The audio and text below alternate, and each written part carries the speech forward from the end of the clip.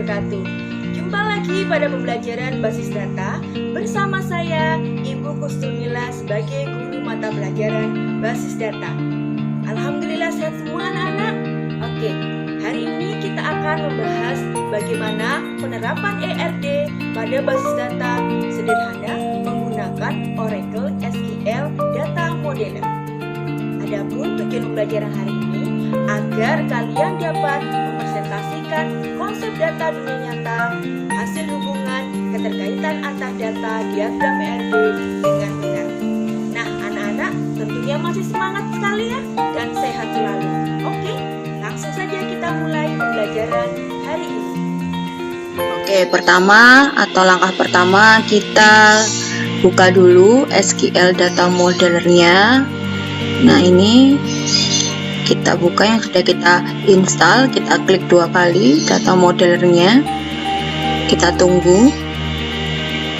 Kita sudah masuk ke dalam halaman Oracle SQL Developer Data Modelernya. Ini pertama kali ketika kita sudah membukanya. Nah, di sini ada beberapa overview atau tampilan atau feature dari Oracle SQL Developer Data Modeler. Di sini ada menu barnya, di sini ada browsernya, ada navigator, dan ini display Windows-nya. Nah, untuk yang kalau kita membuat entity ya, kemudian menambahkan atribut, kemudian kita nanti mengkonversi ke relational model, maka kita bisa manfaatkan yang menu bar yang ini. Nah, kemudian ini adalah browsernya. Nah, kita bisa klik yang logical ini. Nah, kita masuk ke dalam logical. Sebelum kita membuat conceptual modeling, maka kita perlu ingat lagi mengenai teori. Ada 3 modeling dalam pembuatan basis data itu. Ada conceptual modeling, kemudian ada logical modeling, dan physical modeling. Nah, di dalam conceptual modeling itu hanya ada entity dan relationship. Yang di dalam logical modeling yang nantinya didokumentasikan dalam bentuk ERD, entity relation diagram, yaitu ada entity, kemudian kita ada atribut, kemudian ada atribut optionality, yaitu apakah dia mandatory atau opsional, kemudian ada unique identifier atau UID, ini secondary unique identifier jika ada, kemudian ada relationship-nya, kemudian relationship cardinality. Nah, itu ada 3, yaitu one to many atau many to one, kemudian many to many, dan one to many. Kemudian ada relationship optionality, yaitu optional dan mandatory. Kemudian di physical modeling itu kita ada table, jadi entity kita terjemahkan ke dalam table, kemudian attribute kita terjemahkan ke dalam kolom. Dan ini not null constraint. Jadi mandatory ini kita terjemahkan ke dalam not null constraint, artinya tidak boleh nol, harus ada isinya, harus kita isi. Kemudian unique identifier kita terjemahkan dalam primary key, atau kalau ada unique key. Kemudian relationship pada ERD atau logical modelingnya kita nanti terjemahkan itu sudah ke dalam bentuk foreign key. Dan dalam foreign key ini ada letaknya itu jika one to many, jadi relationship-nya jika one to many, maka foreign key-nya itu terbentuk di sisi many. Nah, kemudian jika relationship-nya cardinality-nya itu one to many mandatory, optional, maka foreign key-nya akan terbentuk di sisi mandatory. Nah, itu beberapa yang harus kita ingat lagi teori-teori dari modeling basis data, yaitu ada 3, conceptual modeling, logical modeling, dan physical modeling. Oke, langkah pertama yaitu kita membuat entity. Nah, kita klik yang ini. Nah, ini ada new entity ya. Nah, kita buat entity siswa. Misalnya kita buat entity siswa. Nah, di sini kita kasih nama aja siswa. Nah, untuk penamaannya boleh huruf besar, boleh huruf kecil. Jadi no case sensitivity. Nah, kita oke. Maka akan membuat entity siswa. Misalnya kita buat lagi entity guru. Nah, kita namai guru. Nah, di sini oke. Kemudian yang ketiga, kita buat entity namanya mata pelajaran. Jadi ini tidak boleh ada spasi, boleh memakai underscore boleh ya. Mata pelajaran, oke. Sini. Jadi ada 3 entity yang sudah kita buat. Nah, tiap entity kalau di logical itu harus memiliki atribut ya. Di sini maka kita tambahkan atribut pada tiap entity. Yang pertama kita tambahkan atribut pada siswa. Nah, di sini kita klik atribut. Nah, klik tambah. Nah, atribut 1 di siswa itu misalnya adalah NIS, nomor induk siswa. Nah, kemudian kita klik logical, kemudian kita tipe datanya misalnya integer ya. Nah, di sini klik integer. Nah, kita jadikan sebagai primary UID. Jadi sebagai primary UID-nya kita klik ini, kita cek ya. Oke. Nah, di sini akan muncul NIS-nya sebagai primary UID. Nah, kemudian kita tambahkan lagi atributnya yaitu nama siswa. Tidak perlu nama siswa karena cukup nama saja karena itu sudah menunjukkan pada entity siswa. Kita klik logical, kemudian misalnya teks ya, tipe datanya adalah teks and text di sini. Nah, ini nama itu harus ada, maka opsionalnya adalah mandatory bukan opsional. Jadi optionality-nya adalah mandatory, wajib diisi, not null. Oke. Kemudian di sini kita tambahkan lagi, misalnya atributnya ada alamat. Nah, alamat, kemudian klik logical, kemudian di sini adalah varchar ya. Tipe datanya adalah varchar. Nah, ini tetap kita isi mandatory, wajib diisi. Nah, mandatory, kemudian oke. Bagaimana kalau misalnya itu adalah opsional, maka tidak usah dicek box ini ya mandatorinya, maka itu akan muncul sendiri sebagai opsional. Kita klik oke. Begitu juga di guru, kita tambahkan atribut pada entity guru. Nah, di sini sama, kita klik. Nah, kita tambahin misalnya untuk yang pertama adalah NIK, nomor induk kependudukan. Kita klik logical. Kemudian integer, tipe datanya. Nah, di sini kemudian kita set sebagai primary UID. Nah, klik di sini, kemudian oke. Dan ada nama juga, kita tambahi atribut nama. Nama itu kita klik logical ya dulu ya. Kemudian nama itu tipe datanya adalah ntext misalnya seperti itu. Kita klik ntext. Nah, kemudian wajib diisi atau mandatory di not null. Oke, kemudian kita tambahkan alamat. Kita klik tambah alamat. Nah, alamat klik logical misalnya varchar, varchar. Sini ada varchar ya. Nah, di sini wajib diisi juga. Maka kita cek mandatorinya. Oke. Nah, di sini sudah ada atribut pada guru yaitu nick, nama, dan alamat. Kemudian di mata pelajaran juga kita tambahkan atributnya. Sama caranya, di sini atribut, kemudian klik tanda plus, kemudian mata pelajaran misalnya kodenya, mapelnya, kita klik logical, kemudian kodenya misalnya integer, kita tipe datanya integer, kemudian kita jadikan, kita set primary UID. Oke. Dan setelah itu tambahkan lagi nama mapelnya, nama, kita klik logical, kemudian ntext-nya. Nah, di sini ntext, kemudian ini harus ada, wajib diisi, mandatory. Oke. Nah, ini sudah ada 3 entity dengan masing-masing ada atributnya. Nah, langkah ketiga adalah kita membuat relasi atau cardinality-nya antara siswa, mata pelajaran, dan guru dan mata pelajaran. Nah, kalau kita lihat bahwa satu siswa boleh mengambil banyak mata pelajaran. Satu mata pelajaran boleh diambil oleh banyak siswa. Oleh karena itu relasinya adalah many to many. Nah, kita klik many to many. Nah, oke. Di sini many to many. Begitu juga untuk guru.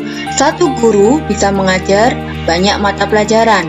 Satu mata pelajaran bisa diajar oleh banyak guru. Oleh karena itu, relasinya adalah many to many. Kita klik di sini, many to many-nya. Nah, oke.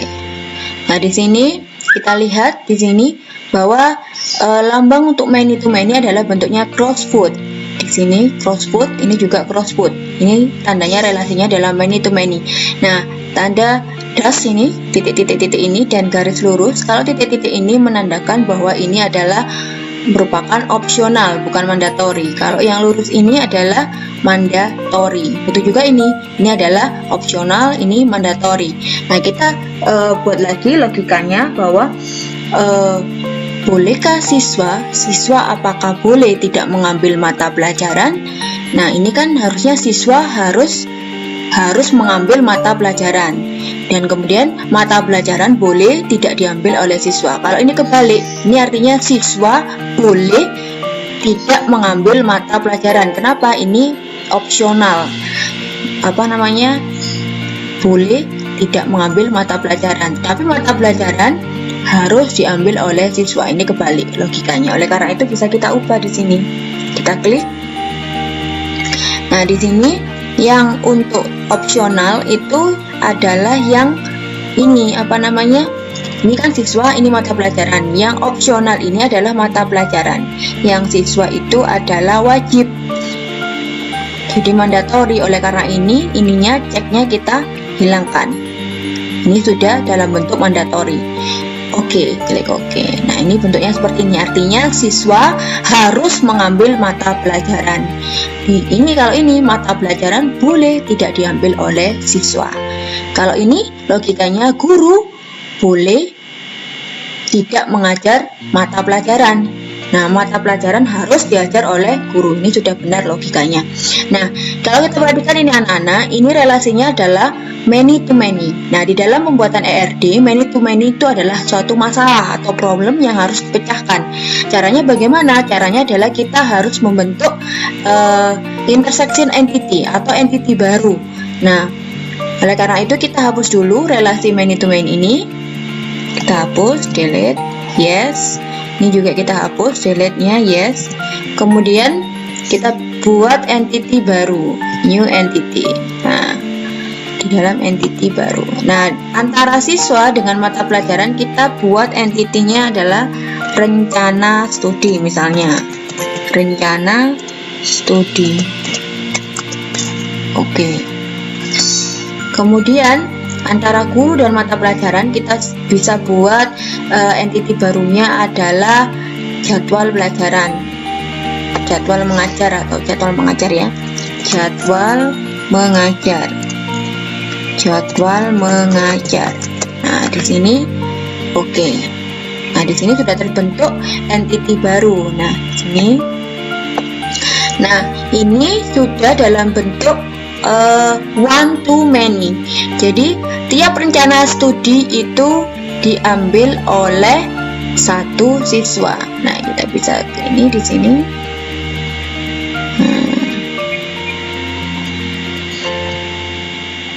Oke. Jadi ini tiap rencana studi bisa diambil oleh satu siswa. Ini seperti itu. Kemudian ini juga sama, kita buat one to many.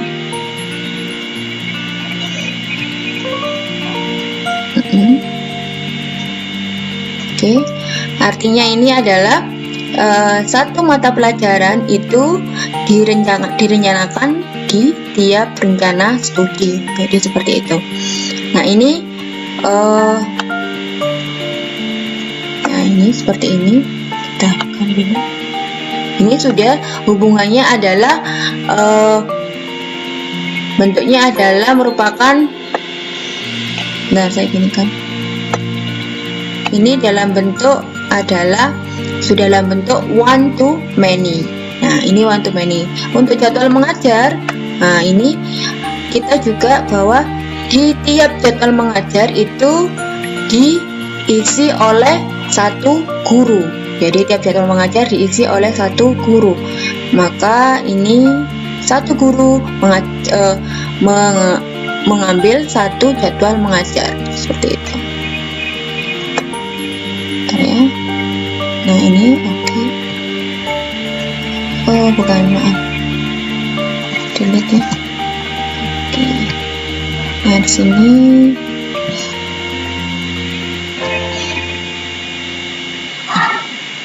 oke. Nah di sini sama one to many.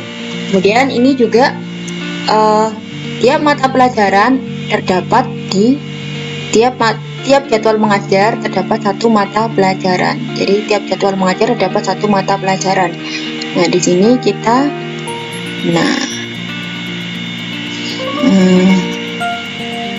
oke. Nah ini anak-anak kita bandingkan dulu sebentar.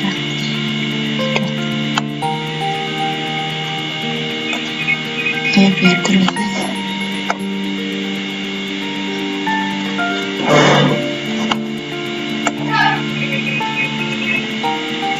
Nah seperti itu. Kemudian di sini di rencana studi kita tambahi atributnya. Misalnya di sini kita tambahi atributnya adalah nilai ya. Kita tambahi atributnya adalah nilai. Logical nilai itu misalnya integer, tipe datanya integer. Oke. Kemudian di jadwal mengajar kita tambah atributnya misalnya hari. Hari itu tipe datanya klik logical, kemudian tipe datanya teks, misalnya teks. Nah ini teks. Kemudian wajib diisi harinya, mandatory. Oke. Kemudian di sini juga di jadwal mengajar juga ada atribut jam ke, misalnya jam ke. Logical ini bisa kita isi tag, bisa kita isi tag, kemudian ada mandatorinya juga. Oke. Kemudian di sini ada tambah lagi ruangan.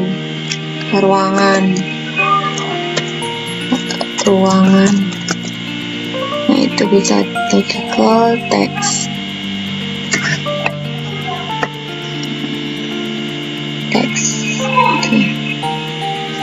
Oke. Maka ini adalah nantinya akan membentuk satu relasi ya. Nah ini relasinya yang sudah kita buat. Oke, sudah terbentuk ERD dalam logical model. Untuk mengubah ke dalam physical model mudah sekali anak-anak. Kita klik yang ini. Kemudian ini kita kecilkan aja. Nah, sehingga tampillah seperti ini, engineer to relational model ya. Jadi kita ubah ke dalam bentuk physical model atau relational model. Tinggal kita klik saja engineer. Nah ini bentuknya ERD kita yang dari logical model menuju ke physical model. Ini bentuknya anak-anak. Oke. Nah demikian untuk pemaparan dari Ibu mengenai cara membuat ERD dengan menggunakan data modeler. Nah tugas kalian adalah untuk tugas proyek basis data, yaitu kalian membuat ERD tentang database perpustakaan menggunakan SQL Developer Data Modeler. Nah untuk jadwalnya kalian bisa buat, kemudian perencanaannya, kemudian pelaksanaannya, dan kemudian presentasi dari proyek kalian. Oke, demikian anak-anak, selamat mengerjakan. Jika ada kendala bisa komunikasi dengan Ibu. Terima kasih. Assalamualaikum warahmatullahi wabarakatuh.